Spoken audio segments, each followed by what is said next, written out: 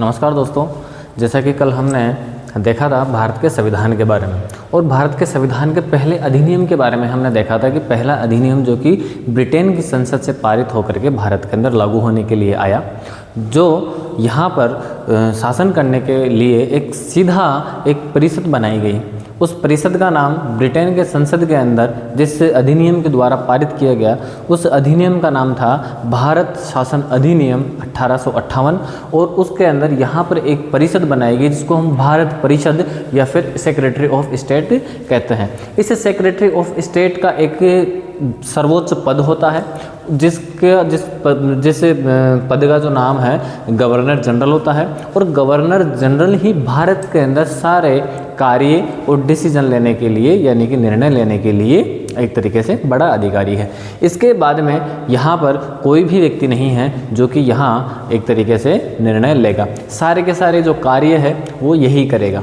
हमने देखा था कि जो सिविल जो मामले हैं उनके अंदर भी जो हमारा गवर्नर जनरल है वही काम करेगा, वही उन्हीं का निर्णय अंतिम माना जाएगा। अगर हम सेना की बात करें, हम आर्मी की बात करें तो वही उन्हीं का जो डिसीजन है वो अंतिम माना जाएगा। अगर हम कार्यकारी की बात करें, कार्यपालिका की हम बात करें तो कार्यपालिका के रूप में किसी कानून को लागू करना होगा अगर भारत के अंदर इस अधिनियम के तहत बना करके तो वो हमारे गवर्नर जनरल के ही जो फैसले हैं वो अंतिम माने जाएंगे।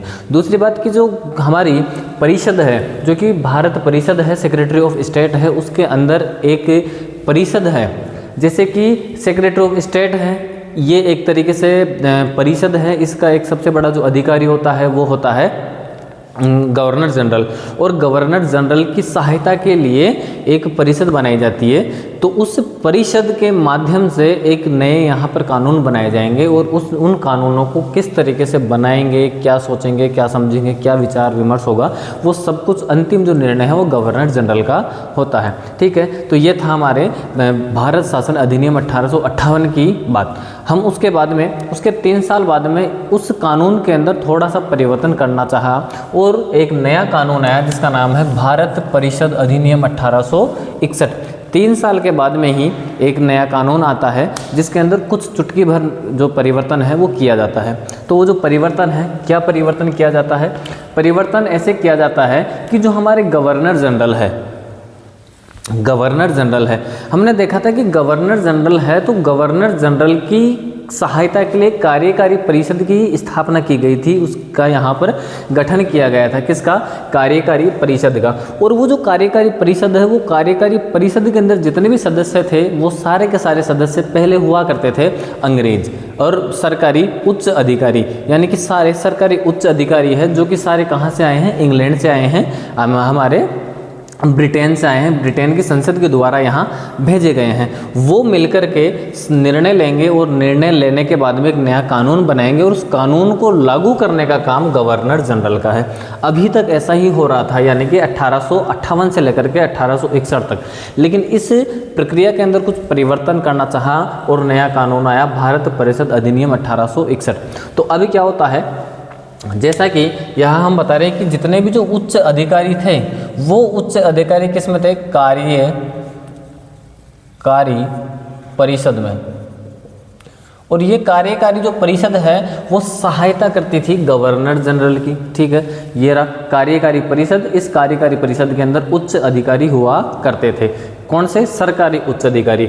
ये जो कार्यकारी परिषद है वो सहायता करती थी गवर्नर जनरल का। ठीक है, दूसरी चीज़ कि ये जो हमारी परिषद है इस परिषद के अंदर एक जब ये कानून बनाती है, जब ये परिषद कानून बनाती है तो ये परिषद एक रूप ले लेती है विधान परिषद का। किसका रूप ले लेती है? विधान परिषद का। यानी कि अगर इस कार्यकारी परिषद में या गवर्नर जनरल के द्वारा या फिर सेक्रेटरी ऑफ स्टेट के अंदर अगर कानून बनाया जा रहा है तो कानून बनाएगा तो कानून बनाते समय वो विधान परिषद बन जाएगी, क्योंकि वो विधान बना रही है ना, कानून बना रही है। तो विधान परिषद के रूप में जब वो हमारे विधायी कार्य करेगी तो उस समय यहाँ परिवर्तन किया गया कि उस समय जब गैर सरकारी सदस्य शामिल किए जाएंगे। यानी कि पहले हमने देखा था 1858 के अधिनियम के अंदर कि सारे के सारे जो अधिकारी थे वो उच्च थे और सारे के सारे अधिकारी इंग्लैंड से आए थे, वो अंग्रेज थे, भारतीय कोई नहीं था। लेकिन यहाँ पर एक क्या किया गया, परिवर्तन किया गया कि यहाँ पर गैर सरकारी अधिकारी यानी कि गैर सरकारी सदस्यों को क्या किया जाएगा, शामिल किया जाएगा। पहला परिवर्तन यहाँ पर ये किया। दूसरी चीज़ कि यहाँ जो ये विधान परिषद है, इस विधान परिषद को किसी भी प्रकार से लोक प्रतिनिधि नहीं कहा जा सकता है। लोक प्रतिनिधि का मतलब लोगों के द्वारा चुन करके आए गए अधिकारी यहाँ नहीं है। ये कौन भेजेगा, ये किसी न किसी प्रकार से विधान परिषद के सदस्य या फिर कार्यकारी परिषद के सदस्य या सेक्रेटरी ऑफ स्टेट के सदस्य ही उनको चुन करके लाएंगे। अब वो कैसे चुन करके लाएंगे, कैसे लाएंगे, वो इसमें देखते हैं। दूसरी चीज़ कि इस विधान परिषद के अंदर विचार विमर्श भी नहीं किया जा सकता था। अगर कोई भी कानून बन रहा है, अगर वो गलत है, किसी के हित में नहीं है, तो वहाँ पर कोई भी प्रकार का विचार विमर्श नहीं होगा। ठीक है। अगली चीज़, यहाँ पर सदस्यों के कार्यों की बात करते हैं। कौन से सदस्य, जो कि यहाँ पर ये जो सदस्य, एक तो गैर सरकारी सदस्य और सरकारी सदस्य। क्या होता है कि सदस्य हैं, उनका कार्य क्या है, उनका कार्य केवल और केवल इतना है कि गवर्नर जनरल के द्वारा उनके समक्ष, उनके सामने जो भी प्रस्ताव रखे हैं, उन प्रस्तावों के ऊपर विचार करने तक का ही उनका क्या है, कार्य है। वो सिर्फ और सिर्फ प्रस्तावों पर क्या करेंगे, विचार ही करेंगे, विचार ही करेंगे, कोई भी उसके अंदर आलोचना नहीं कर सकते हैं। दूसरी बात कि जो हमारे सामने एक शब्द आता है जिसको बोलते हैं प्राधिकारी। प्राधिकारी का मतलब होता है उच्च अधिकारी या फिर ऐसा व्यक्ति जो कि क्या करता है, ऑर्डर देता है, या फिर सबसे बड़ा अधिकारी जिसके अधीन कोई काम करता है। तो जो उच्च अधिकारी है, उच्च अधिकारी है, उन उच्च अधिकारियों के जो कार्य है, उनके जो कृत्य हैं या फिर उनका कोई आचरण है, तो उनकी आलोचना भी यहाँ पर नहीं की जा सकती है। तो इस प्रकार से यहाँ पर ये 2-3 क्या किया गए, परिवर्तन किए गए। अब हम देखते हैं इसके आगे का पॉइंट। आगे हम देखते हैं कि इस विधान के बारे में सारी शक्तियाँ जो कि गवर्नर जनरल के पास में थी वो कौन कौन सी थी। तो यहाँ हम देखते हैं कि जो गवर्नर जनरल के पास में जो भी शक्तियाँ थी, वो शक्तियाँ कौन कौन सी थी, वो 3 शक्तियाँ हमारे सामने आती है। तो पहली शक्ति क्या थी, पहली शक्ति ये थी कि विधेयक को अनुमोदन प्रदान करने का काम किसका था, गवर्नर जनरल का था। कि अगर कोई भी विधेयक बन गया है, उस परिषद के अंदर वो पास हो गया है या परिषद ने विधेयक बना दिया है, तो उसका समर्थन करना, उसका अनुमोदन करना, उसको लागू करने का काम गवर्नर जनरल का था। तो यानी कि अनुमोदन देने का काम, अनुमोदन प्रदान करने का काम किसके पास में था, गवर्नर जनरल के पास में था। ये उसके पास पावर थी, ये उसके पास शक्ति थी, जिसके बिना यानी कि अनुमोदन के बिना विधान परिषद के अंदर उसे विचारार्थ प्रस्तुत नहीं किया जा सकता था। यानी कि विधान परिषद के अंदर उसको विचार विमर्श के लिए जो प्रस्तुत है वो नहीं किया जा सकता था जब तक अनुमोदन नहीं मिलेगा गवर्नर जनरल का। तो पहली जो शक्ति है, पहली जो पावर है वो ये है। दूसरा है कि पारित किए गए अगर विधेयक को वीटो करने का अधिकार है तो वो है गवर्नर जनरल का, और उसे आरक्षित रखना किसके लिए, सम्राट के लिए, तो वो भी किसके पास में पावर है, वो है गवर्नर जनरल के पास में।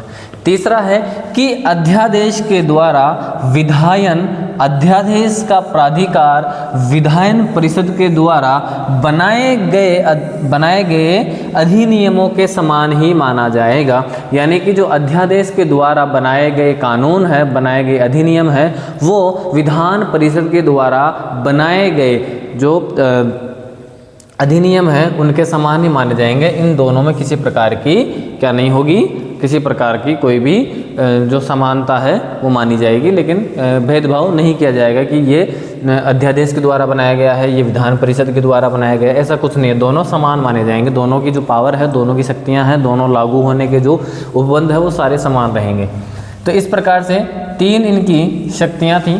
अगला हम देखते हैं कि 1861 के अधिनियम के अंदर इस प्रकार के उपबंध भी किए गए थे कि प्रांतों के अंदर जो विधान परिषद होती है, उन विधान परिषदों के लिए ही यहाँ पर क्या था, ये कानून कानून इनके लिए भी ये लागू होने वाली बातें सामने आती है कि अगर कोई प्रांत है, उस प्रांत के अंदर कोई कानून बनाना है तो कानून कौन बनाएगा? विधान परिषद बनाएगी। तो वो विधान परिषद बनाए या फिर आपके अध्यादेश के द्वारा गवर्नर जनरल बनाए, यानी कि जो कार्यकारी परिषद है वो बनाए या विधान परिषद बनाए, दोनों एक ही बात है। दूसरी चीज़ कि इन प्रांतीय परिषदों के अंदर कुछ मामले ऐसे हैं जो कि गवर्नर जनरल के लिए क्या होंगे? पूर्व अनुमति आवश्यक होगी, यानी कि जब तक गवर्नर जनरल इसकी अनुमति नहीं देगा, पहले अनुमति नहीं देगा, जब तक कुछ ऐसे जो मामले हैं उनके लिए आप प्रांतीय परिषदों के अंदर इसको प्रस्तुत नहीं कर सकते हैं। तो इस प्रकार से हमारे सामने कुछ छोटे से परिवर्तन के साथ में सामने आता है भारतीय परिषद अधिनियम 1861 का। ठीक है, आगे हम जो दूसरा अधिनियम है वो हम देखेंगे, जब तक इसको आप देखते रहिए।